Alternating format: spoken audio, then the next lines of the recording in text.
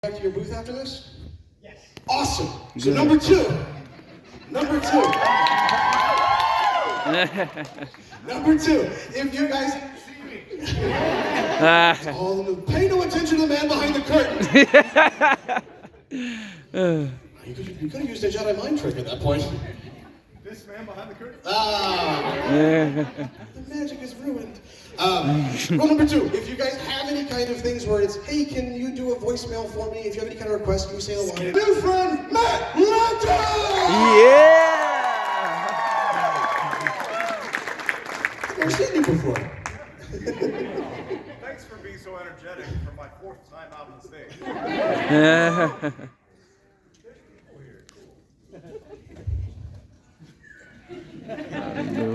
There you go. On. There we go. So, how are you liking Columbus so far? You're an Ohio native, at least for a portion. Yeah, I was born in Ohio. Oh, same here. And we have a place in Ohio. I have a lot of family in Ohio, so yeah, I'm up here quite a bit. Not Columbus so much. I don't hang out in Columbus, but we drive through it often. So, how far from Columbus are you, or you normally? We moved from LA to Nashville a few years ago. My wife and my kid, but we've got a second place near some family up in the Akron-Canton area. Oh, okay. Yeah. Cool. So, yeah. So you get to see the seasons change and all that kind of stuff. I like the seasons because I've been in LA for like 15, 16 years. We don't have seasons out there. So moving back to kind of where I'm from, I enjoy the seasons. It's like I don't know, the seasons to me are kind of like a changing of your life, changing of seasons in your life too, right? You sort of associate the things together, so I like it. Yeah, it is. It's easier to kind of go through life because it's like closing chapters. Yeah, it's like markings of time. Right. Yeah. In LA, it's just like one really long chapter. Yeah, pretty much. Yeah, exactly. So when you were in Ohio, did you catch the acting bug when you were in Ohio, or is it after you moved? No, so I started in Atlanta. I grew up in Atlanta, and I actually saw a newspaper. This is when people still read newspapers, and they had a casting call for extras in. It was a movie called Bobby Jones' Stroke of Genius. It was a golf movie. Jim Caviezel was in it, and I ended up going down to just be an extra on set, and they picked me to be a featured extra, which doesn't mean anything. I still had no lines, but the camera like swept across my face for a brief moment, and I was Bobby Jones' caddy, and he was the younger version of Bobby Jones. So that's where I think I kind of got bit with the bug, because I was there, I saw the camera, saw the lights, and growing up in Atlanta, it wasn't something, at the time, there was no film industry in Atlanta, not like there is now. So, growing up there, it's not something that I would have ever thought I could be a part of. It's just something that I saw on TV. But I've always sort of been interested. I went through a phase of my life where I watched Jurassic Park, like the extras on the Jurassic Park VHS for, I don't know, probably a month after school, because as much as I do love Jurassic Park, and I think that's one of my favorite, just popcorn movies, but watching the behind the scenes was as interesting, or more interesting to me. But when I saw it happening in person with my own eyes and the production, then you kind of think, wait, maybe I could do this. Maybe I could be a part of that. Right. So that's kind of where it came from. So did you go, at that point, did you try to go directly into film and television kind of acting, or did you go to stage acting at that point? So I took some classes in Atlanta at the Alliance Theater, but the honest truth is I got cast on a reality show for a male modeling show, which was I think you got the chops for it. You were a beautiful man. I didn't. I didn't win. I got kicked off actually for not being a good model. So anyway, but I got 10th place or something. And the true story is that when I got kicked off, you guys have seen like the Tyra Banks one, right? And they do their exit interviews, and well, they did the same format. It was a legit show, by the way. Like the winner had like $100,000 contract with a modeling agency. So, there was a kind of high stakes, I guess, especially when you're young like that, you have no money. But it was on TV, and my manager, who I'm still currently with to this day, and this is 15, 17 years ago or something, saw me, and on my exit interview, I wasn't crying and stuff like a lot of people are, but I was like, it's cool, I'd rather be an actor anyway. and so my manager, I had gone back home at this point to go back to school in college. My manager found me, like stalked me down, which is really weird now thinking back. Like found my college email address and like got in touch with me. Like, and said, hey man, I'm a manager in LA. If you are actually serious about acting, let me know. And so that's what I did. I saved up a couple grand. I packed up my Acura CL and put a pillow and some metal, you know those grating things that you can build like a nightstand is what I built with it for my one lamp.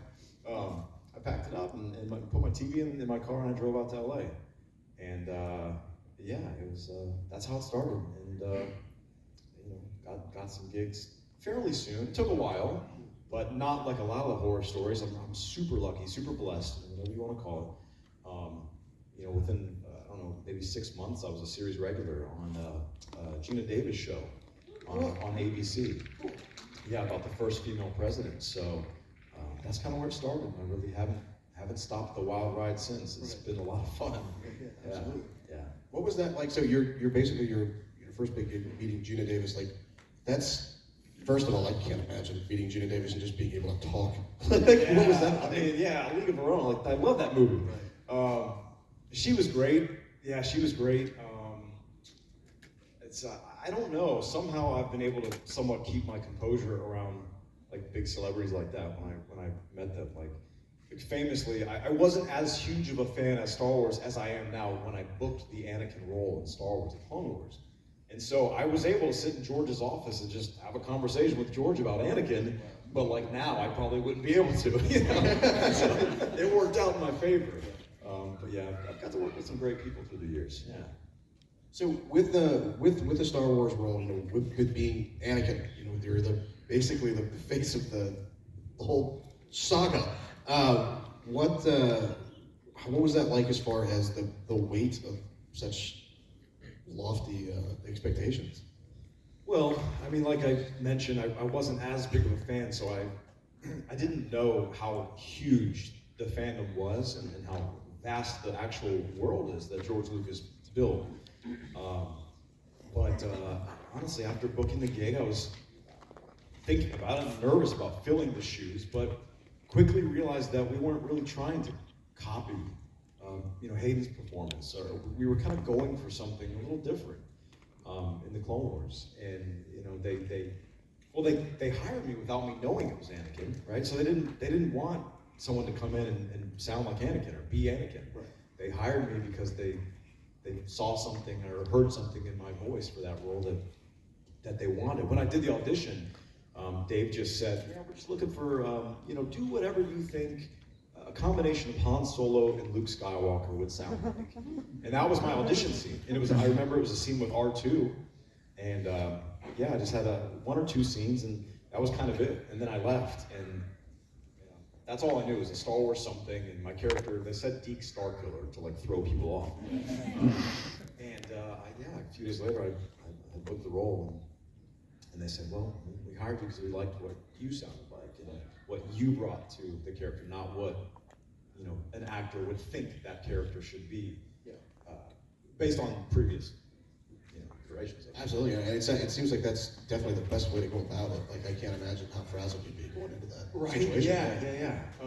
But yeah, I mean, it's the creative choices that Dave and George made, obviously, for that Anakin. I think, for the most part, people really seem to love that version of Anakin. And in my opinion, it adds to the Star Wars saga. It's so much more tragic when Vader falls, because now we kind of know him. We know he's kind of a hero. We knew at one point he was a good guy, and he loved Ahsoka, and he loved, you know, Padme, and he loves his brother Obi-Wan, and it just makes it so much more sad. So, Mm-hmm. And mentioning your brother Obi-Wan, James Arnold Taylor, you guys, how often do you guys get together outside of work? Like, is that a thing you guys do? We see each other pretty often. He actually is a neighbor of mine now in Tennessee. Oh, So wow. we always tell this joke, I actually do have the high ground now. Yeah. A little elevated compared to his. So it's funny, we are actually, it takes us longer to drive to his house than it does to walk.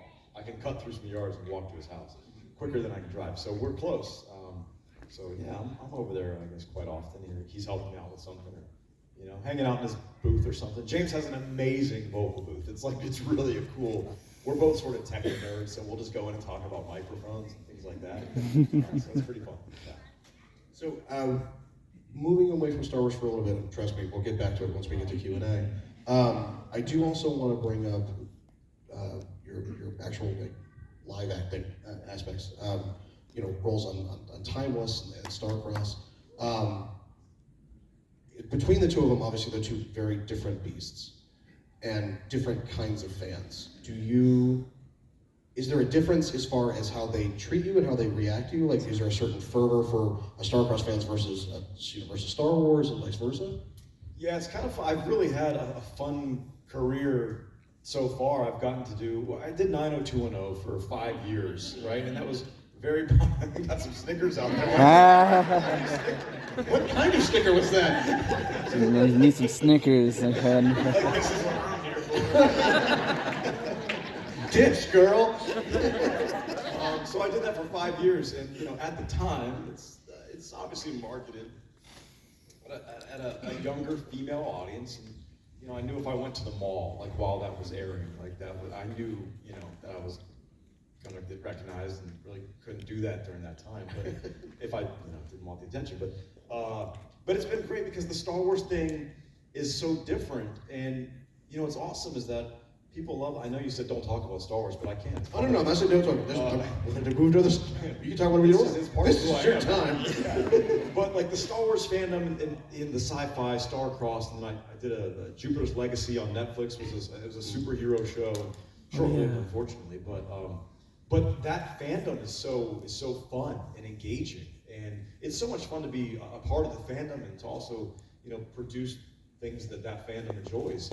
Because they're so vocal and they're so engaged and really care about and have a passion for the projects. So that part is really, really fun for me. But yeah, it's different, and I'm lucky that I've creatively got to kind of dabble in a lot of different types of genres, because let's be honest, as much as you love 90210, some would think that the storylines are ridiculously stupid. Like my character being locked in a box for an entire episode. Nah. I might or might not have said something to the producer saying, why am I locked in a box for an entire episode? Based on her reaction, I don't think she was watching 90210 for the stories. Fair enough. Thank you. But yeah, it's just been, I've gotten to do a lot of cool things, and it's been a blast, yeah. And I'm just grateful to be a part of all of it, honestly. Yeah, and you do kind of stay in that genre element, because it's not just Star Wars, Starcross, but like you're Aquaman. Excuse me. That's insane. Like I was going through like, oh, Matt Lanter, like, oh, and kind of, you know, researching you, because wanted to make sure I understood, and we're like, so who are you? What do you do? And I saw that, like, wow, you are definitely a friend to genre stuff. I love seeing that. I have to ask though, Aquaman, Anakin, friend or foe? How do you think the two of them would get along? Good question. That's good. I don't know. Maybe Anakin would think it's pretty silly that he talks to fish and only fish. Anakin's a Jedi of the galaxy, man. He's pretty powerful, so I don't know. But Aquaman, you know, he's pretty cool too. He's the newer version. I love that they've kind of brought Aquaman back to be cool again. You know, I know when I voiced Aquaman, he wasn't necessarily. I don't think the films were out yet, like the live action films. I don't think he was like quite as cool as he kind of is now. But I don't know. I think they respect each other. Yeah. I think I'm mutual respect. I think so. Are you asking me like who would win in a fight? No. I'm not even that, because I get that a lot. That would be who would win in a fight? Liam from 90210 or Liam's been in a couple of fist fights. I'll tell you that much. But you know, Anakin's got a lightsaber, so. I'm Taurus. Do you think they'd hang out? Would they be friends, or? Well, I mean, do you think Aquaman would be cool with living on a desert, two-sun planet? True. I don't think he'd be comfortable with that, so. Yeah. Upbringings are And awesome. I don't know if Anakin. Well, he has spent a lot of time underwater in Naboo. Yeah, So yeah. maybe. And Mon Calamari. I'll tell you what. You guys want to ask some questions too? Yeah. Let's go ahead and start lining up.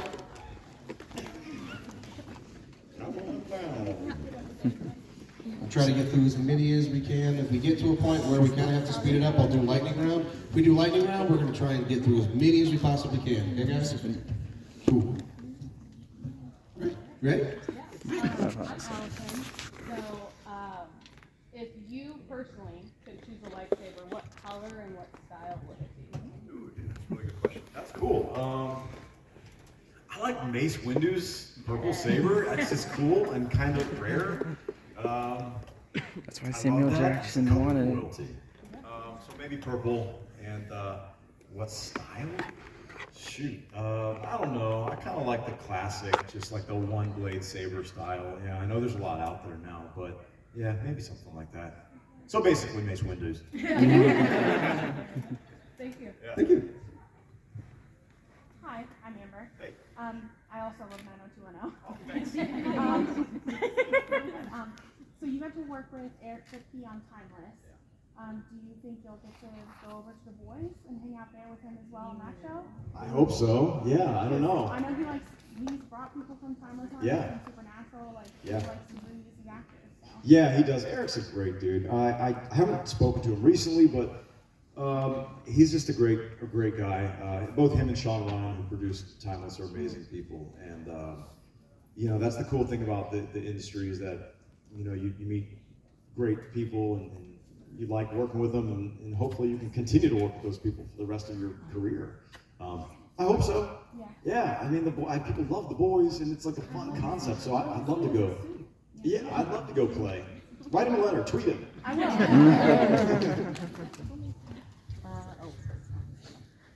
Hi, my name's Olivia, and my question is, what would you say was your favorite episode of Star Wars: The Clone Wars, the film?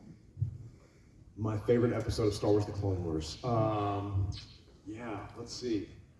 I loved the cinematic beauty of the scene when Ahsoka was leaving the Order on the stairs, on the steps. That was just a beautiful scene. Some of my favorite memories, because you specifically said to record. Some of my memories are actually recording the first few episodes, and the reason for that is because I was not the original Anakin. I don't know if a lot of you know that. Some of you might. But I was not the original Anakin. They had already recorded with another guy. And I guess it just wasn't working for them, so they decided to recast me.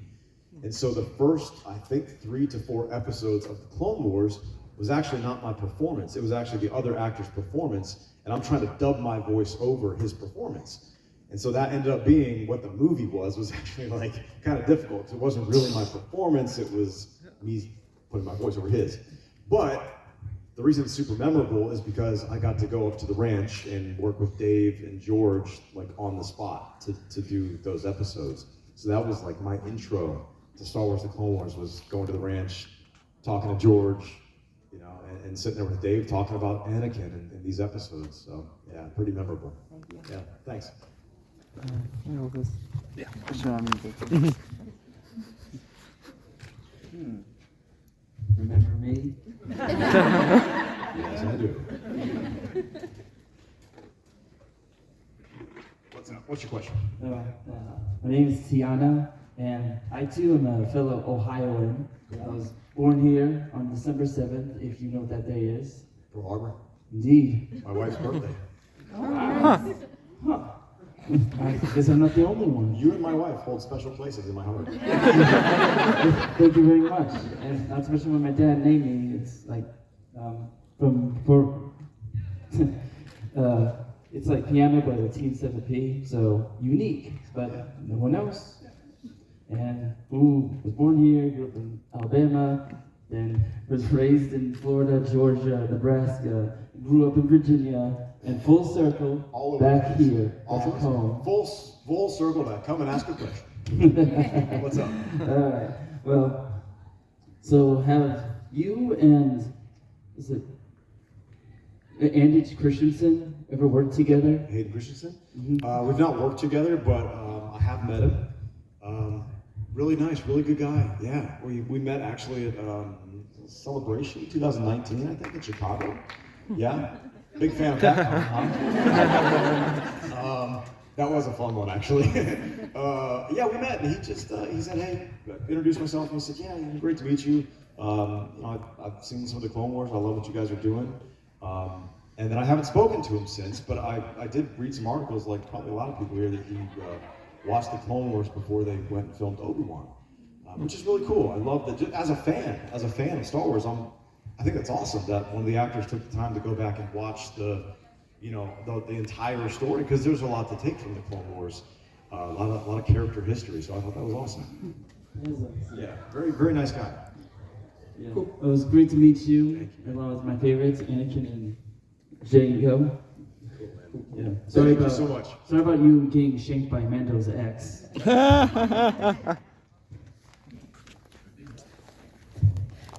my name is Sajid. I have a question for you specifically about Anakin. What was it like going back to a much simpler time in Anakin's life and the younger self in Tales of the Jedi? Yeah, that's a cool question. Yeah, for me, as a voice actor, it was a little bit different because when I first started, it was mostly it was my speaking voice. So kind of just more right here. But as I went on in the Clone Wars, I lowered my voice just a little bit, a little more commanding, a little more authoritative, Rex, Snips, that sort of thing. So for me, instead of being down here, I just kind of went back to here for Tales. So again. But yeah, so like, but it was cool. I hope we get to do more Tales. I just think it's a cool format. Just little tiny snippets in time that, in the big scheme of things, meant something. But at the time that it happened, probably didn't really know. But I just think that format is really cool. So I hope we see more. Same here. Me too. Thank you, and may the force be with you. May the force be with you. I never saw Star-Crossed, but my fiance was a huge fan just because I'm working here, and she absolutely loves you. We saw you in Chicago, but she was too scared to come. So I'm going to ask the question for her. If Star-Crossed could have continued, where would you have liked to see it go? Wow, that's cool. Well, at the end of Star-Crossed, as she would probably remember this, there was a shot of all of the alien spaceships basically racing towards Earth to presumably have this huge battle with humankind. So I would have liked to have seen that play out. Yeah, that's the simple answer. Thanks. Hi, I'm Char.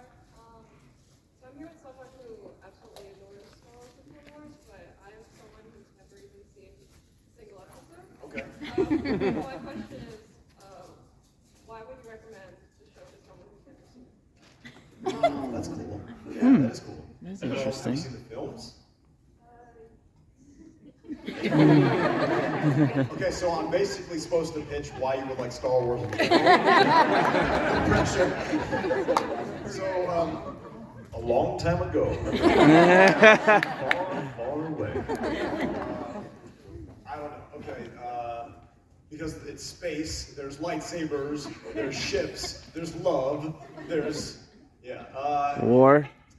I think, okay, I'm gonna, to answer your question for real about the Clone Wars, I think the Clone Wars fills in an amazing period of time in the Star Wars saga where there was a big gap of time, and we actually heard about the Clone Wars in, I think, A New Hope it was. They talked about it. And they talked about Anakin being this amazing hero and who he used to be, and at the time we didn't know he was Darth Vader. Oh, spoiler alert. But for all those reasons, that's why you should definitely check out the Clone Wars, because it truthfully enriches the saga so much. Mm-hmm. Cool question.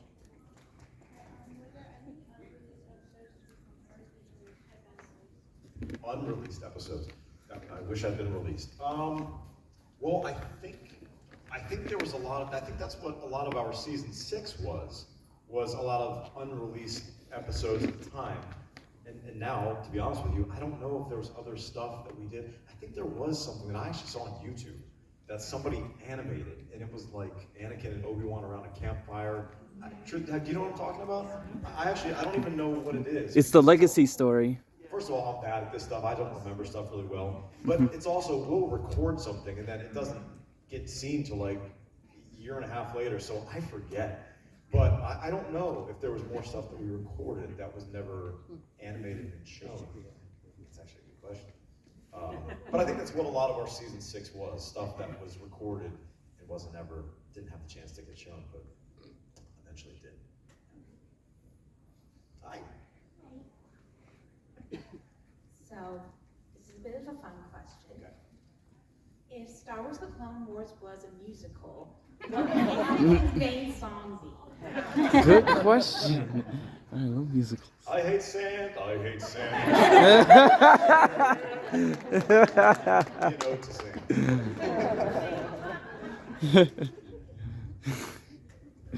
Hi, so my name's Greg, and I first want to say that this is a controversial hot take, but when I think of Anakin with your voice, I think that you really brought the character to like in the best way possible. So, and I think that the way that Anakin's portrayed in the Clone Wars is kind of like a tragic hero in that sense, because you do see him develop over time as a character, but you know how it ends, and so you're just kind of like. Yeah, right. And like you're watching it taking time off. you're watching it taking time off. Yeah. And you see the moments where like, oh shit. Yeah. Committing more crimes. Yeah, we're shoving a lightsaber through somebody's back. Yeah. Like, oh, there he goes again. How'd you get the information? That doesn't matter right now. I think it does. Yeah. I think it does matter. Yeah. And so I guess the question I wanted to ask was, you mentioned the scene in The Wrong Jedi where Ahsoka leaves the Order, and when I watched it the first time with my partner, I was like, this is the beginning of the end for Anakin. Yep. I was like, she burned him. This is like the first attachment that he loses, essentially. And what was your process in sort of like portraying that, like, especially towards the end, where you don't understand how much I want to leave you, and she just goes, I know. Yeah. That's the last thing that she says to him. And Great she scene. knows him so well. And so, what was it like recording that scene? And do you think that that was the beginning of the end for Anakin? Because he sort of just does his stuff and child from there. I don't- So it leaves right before. Yeah, I mean, I don't know that was the beginning of the end, because you could go back and argue like, well, not being, on the council really hurt him. Losing his mother really hurt him. So it really like his whole life was the beginning of the end. Unfortunately, it's super sad, in my opinion. But yeah, I don't know. It makes you think though. Like, had she not left, would he even go to the dark side? Did you and Ashley record that scene together? Yes, we did record the scene. Yeah, we did. It's emotional. I mean, because not only are we recording a departure of the characters, but we also, Matt and Ashley, we didn't know when we were going to work together again, or when we were going to see each other again. So, it was, we'd had several fun years as a cast, and, things were a-changing, but we knew it was going to, have high impact. And eventually, we all know that Anakin, from his perspective, like, he had to spiral, he had to go there, and so then, getting that script is like, oh man, that's just one more like dagger. And they acted like they were going to see each other. Yeah, because we know eventually we're going there. Dave Filoni and I always call that flashes of the dark side, when we would show moments of like, oof, like, that's kind of Vader-ish. And little girl Mark would play. Yeah. So we were always super conscious, like, when we got those moments to, show it, because we wanted to make sure we were connecting Clone Wars heroic Anakin with what's gonna come. So, You did a good job. thank you. Thank you for talking your ear off. That's great.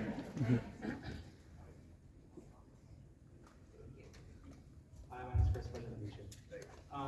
Just curious, going into Anakin for the Clone Wars, since the prequels had already been filmed and had happened prior to that, did you feel intimidated at all to come into the role of Anakin Skywalker? Yeah, a bit. I mean, I sort of mentioned this a little, I guess, earlier, but I did. But then once I realized that Dave and George and the people making the show didn't really want me to be a carbon copy of anything that we had already seen, I think it released a lot of pressure.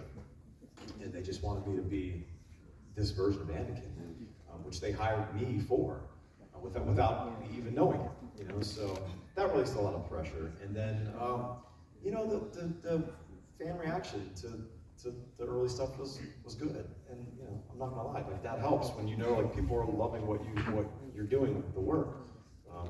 It feels super supportive. So thank you all for that. Yeah, which I mean, personally, I think your Anakin's cool. To be honest. I had a long time to expand.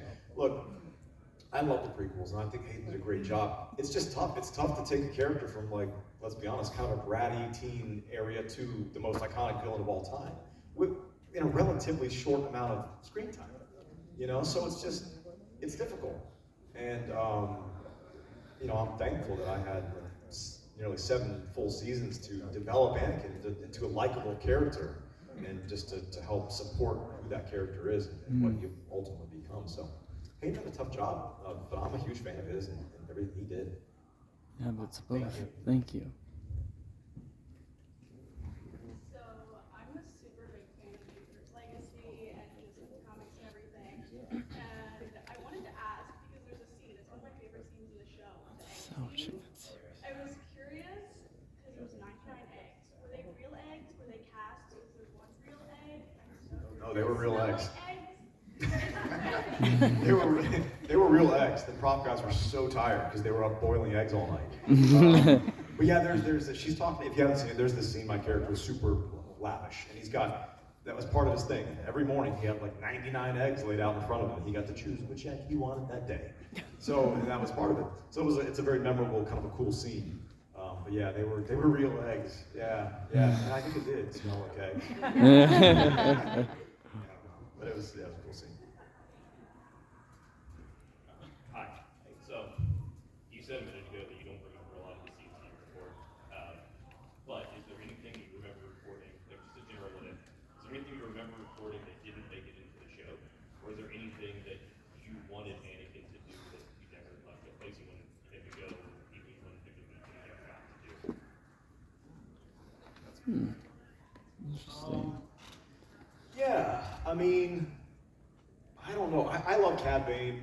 He's like one of my favorite, one of my favorite characters. I would have loved to see more Cad Bane, Anakin specific interaction, you know? Like Anakin going off by himself to hunt Cad Bane. There'd be like a cat and mouse game going on. That would kind of be cool, I guess. Fair enough. Yeah, thanks. My son killed him. You were the bridge between episodes 2 and 3 of Anakin being the new Jedi Knight to episode 3. He has doubts about the Republic and everything. Was that fully conscious for you while you were recording everything, or at least was Dave Filoni and George Lucas conscious of it, like while you guys were writing and going through it all? Yeah, for sure. In an overall sense, we were all obviously aware of where things were headed, but I mean, I guess on a day-to-day basis, some scripts were very much like, you know, what's happening right here on this planet with this group of people, and how can Anakin, Obi-Wan, and Ahsoka save the day? So, like, you know, in those, I can't say like every line delivery I'm thinking about Vader. Yeah. But like I mentioned, the flashes of the dark side, and when we did do that, we were very aware and very conscious to, you know, to do it right, or show, you know, like can't be too unhinged because he's not there yet, but like be a little unhinged because he's Vader, you know. So yeah, we were conscious of that in those moments that we had to really take advantage of it. Awesome. Yeah, thanks. So I've always seen clips of your films. I have. Thank you. So how, technically one question, I'll split it with you.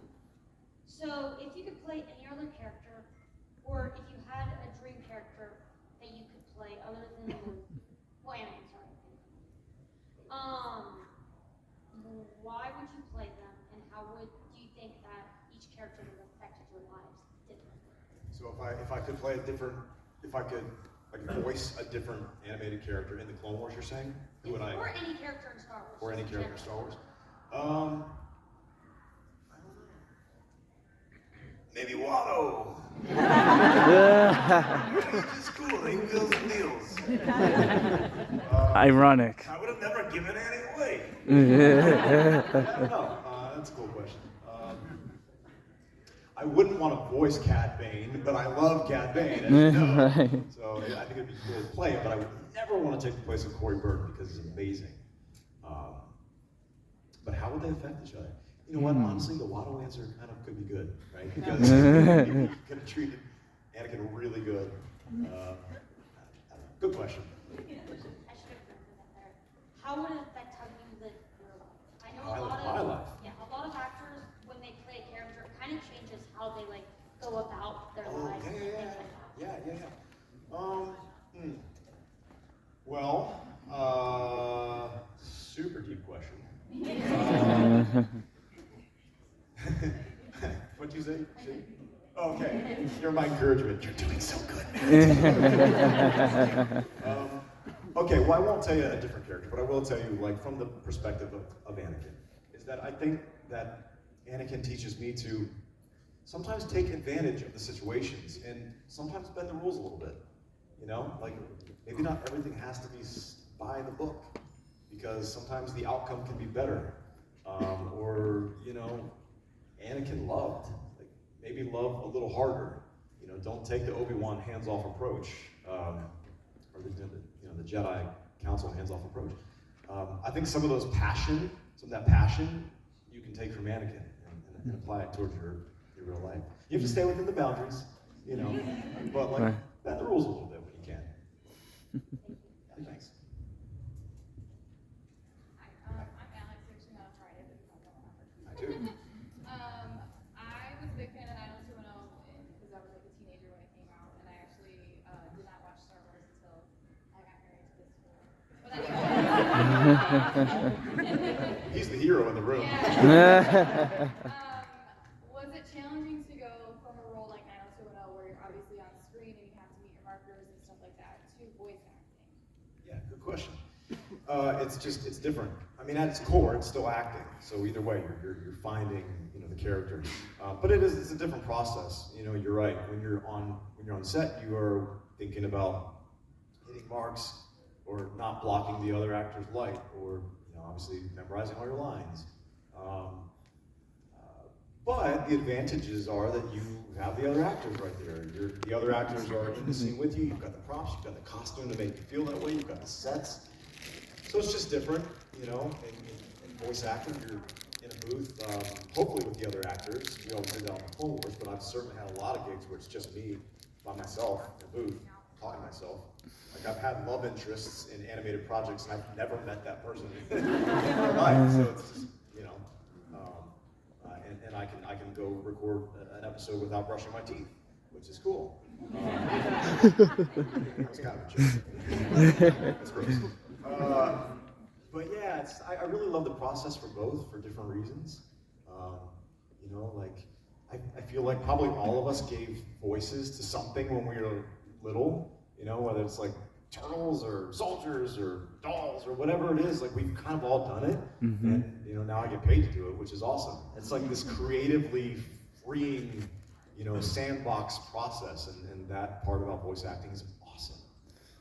So, yeah, different. Yeah. Mr. Fool. I was just wondering if there's any scenes that you've done in all of the different parts you've had in the missions that you had a hard time getting through, or you just all about them a lot? Yeah, that's a good question.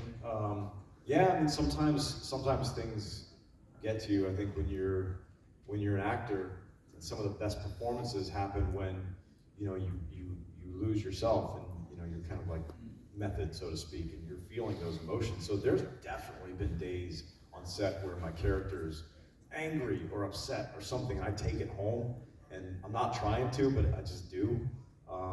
Yeah, for sure. There's been many auditions or many takes where, you know, I'm super upset, and like, it's hard to kind of like compose yourself again. But everybody understands that. Like, there's been multiple times where I've had to cry on scene, you know, on set for something, for a particular scene, and everybody just gets it. Like, sometimes it takes a few minutes to compose yourself again before you can do another one, because it's real, you know. Yeah, that's a cool question. Yeah, thanks. Hi, I'm Georgia.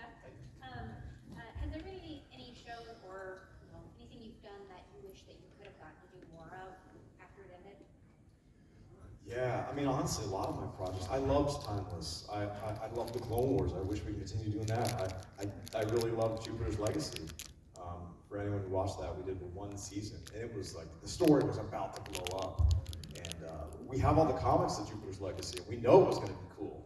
And so that's super sad to me, because I really love that. I love that character. The character is very kind of interesting and quirky, and probably a little bit more interesting than I've gotten to play in the past.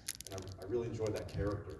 And so I wish I could live in his shoes a little longer, but you know, unfortunately, it's the business side of show business. And, you know, my job is just to go in and do what I do and then get out. But yeah, a lot of those projects I wish I could, you know, continue. Yeah, thanks. Alright, I gotta be that person and do a who would win scenario. Okay. Who do you think would win? Clone Wars, Anakin, or Darth Vader? Probably Darth Vader, because he is so fueled by hate. Like, it's all consuming, and he just will stop at nothing. You know, and I think Anakin, yes, we've seen him killed, but I think he still had some sort of restraint at some point. So I would probably say Darth Vader. Did you see Obi-Wan, by the way, the show Obi-Wan? I mean, how vicious was Vader in Obi-Wan? Oh. Like, way more vicious than we've gotten to see, right? Yeah. Like, I kind of, you know, I have a heart for Vader, and I saw Obi-Wan, and I'm like, oh, like, whoa, he's a bad guy. But probably Darth Vader. Yeah. Alright, cool, thanks. Hi, my name's Rebecca. Hi, I like Rebecca. Thank you. Yeah. I'm a big Clone Wars fan. And I think that one of Anakin's like strongest aspects is his relationships with other people, like Padme, Ahsoka, Obi-Wan. So if you could meet like a Star Wars character in real life, like is there someone that you would want to get to know?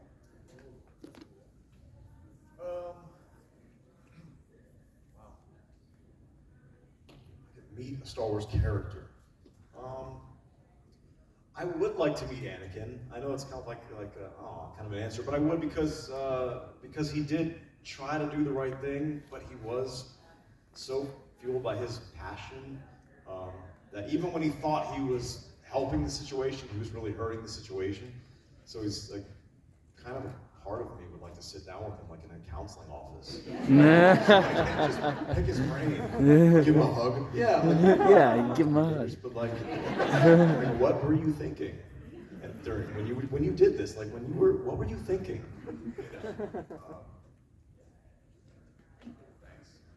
We got about 5 more minutes, so I think we should be able to get through these things. Yeah, I'll try to make my answers fast too. Hi, I'm Ann. I'm actually a fan of Timeless.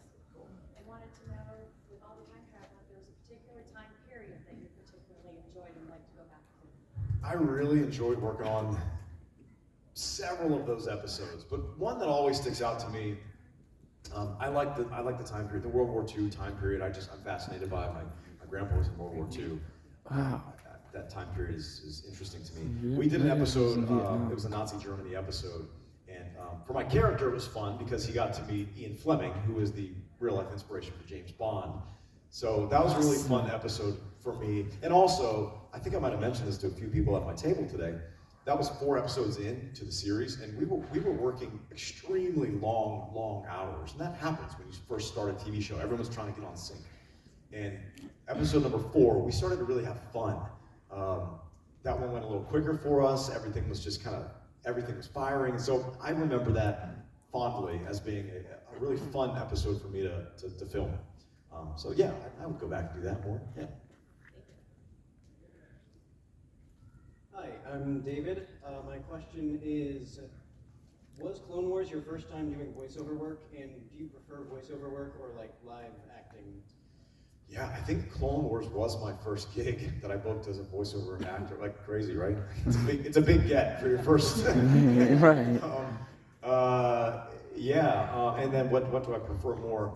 I don't have a preference. I kind of mentioned earlier, they're different, and you get to explore different avenues of creativity doing both things. Like I love doing voiceover, in a booth and just kind of playing and just being super fun and creative. But it's a different process, But I really enjoy both. I really do. It's maybe not the answer you wanted, but like that's the truth. Yeah. Thank you. Oh, look at this. I am Cloth Vader. And if you could play Anakin as a Muppet, what Muppet would that be? I can play Anakin as a Muppet. I'm not super familiar with. My wife loves the Muppets. I'm not a super familiar like Muppet guy, but I mean, well, Cookie Monster is always fun, right? Give me my blue milk. And we have the same fur. What's that? We also have the same fur. There you go. So it's perfect. May the cloth be with you. May the cloth be with you, sir. Thank you so much. Thank you guys, and thank you, Matt Interesting. Lander. This has been great. What we want to do now, if you guys can come up to the stage, not on the stage, but up to the stage, we want to do a selfie with the crowd.